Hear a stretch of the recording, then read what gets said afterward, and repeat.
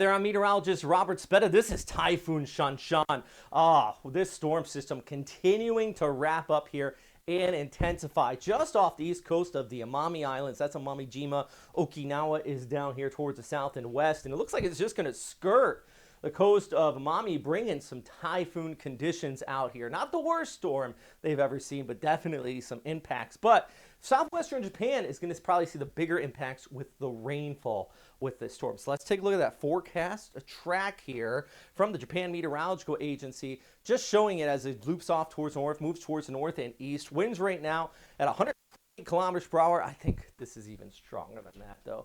JMA may be getting conservative on it. They typically are, but they do expect it to intensify, come on shore there in southwestern Kyushu Friday morning. Yeah, Friday morning. Just because of making this more westerly track and it has slowed down quite considerably means that several things. This is going to take its time. Plus, due to the slow nature and it's moving further towards the south, warmer waters, it has intensified. Advanced Dvorak analysis showing how this storm system has just spiked over even the last few hours. So the Amami Islands getting much more impacts than what we expected just a couple days ago here as it slowly chugs over the island there.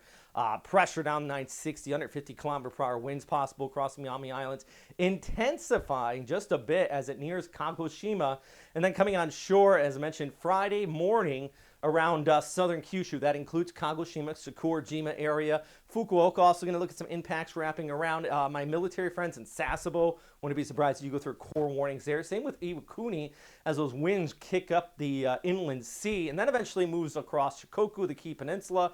All the while, that moisture flow continues to move in, so a major flood threat in the forecast too, but a much slower forecast now with this storm system. And what I mean by slower, of course, I'm talking about the forward motion of it. It's all because, we had a storm move away towards the northeast. High pressure is kind of buckled in, and it's suppressing it. And you have to wait till this low right here tries to develop, that it's actually going to pull and kind of hook our storm. But look at the ECMWF. It's not even strong enough according to the long-range guidance here, and it even stalls out this low. GFS does it too across central Honshu, meaning a stalled out tropical system.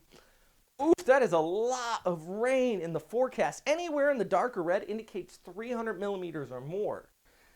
Some spots, 500, 600 millimeters. Flood threat, 100% the main concern with this as it stalls out, moves out here in southern Kyushu. Like I mentioned, Kagoshima, probably going to get the right front quadrant of it, funneling up right around Sakurajima. Hopefully, that one of the most active volcanoes in the world doesn't get mixed in with this storm system. Then it passes right over Hiroshima, Iwakuni in there, Kobe, and even over into Osaka as well. And then you get to see that the forecast calls it the stall out based on some of the long-range guidance. So a lot of impacts here. Just make sure you secure. If you're anywhere in southwestern Japan, I would secure. Buckle down, get ready for, if you're in Iwakuni, even inland area, this could be one of the strongest typhoons for the inland sea in some time, because typically Shikoku just rips them apart or they don't go in that area. So don't be surprised if the winds are higher than what you expect. Here's a look at the warnings from the Japan Meteorological Agency. If you see any of these come across your phone, that kanji there, remember that. Put that in your head, because those are kind of the different levels, and they often put out those flood warnings and things like that. So just be aware of it. Tokyo, consistent rainfall too, just kind of being pumped in around this storm system as it pushes overhead. So Thursday, as it comes on shore into Friday morning, Fukuoka, Kumamoto, Kagoshima, southern Kyushu, the Amami Islands, seeing some of the worst of those impacts here. All right, I'm meteorologist Robert Speta. I'm doing my best to keep you posted on this storm system, not only in Japan, but the broader picture too. We're talking about some inflow across the Philippines. Been bringing some heavy rainfall out there the last few days as well. You see our storm as it pulls off here towards the north. You just see that river of moisture pumping into it. So I have a separate update talking about that on our YouTube channel, of course, at WestPacWx. All right, if you have any questions, though, let me know. Check out our Patreon link down below if you want to support this channel. It really does go a long way.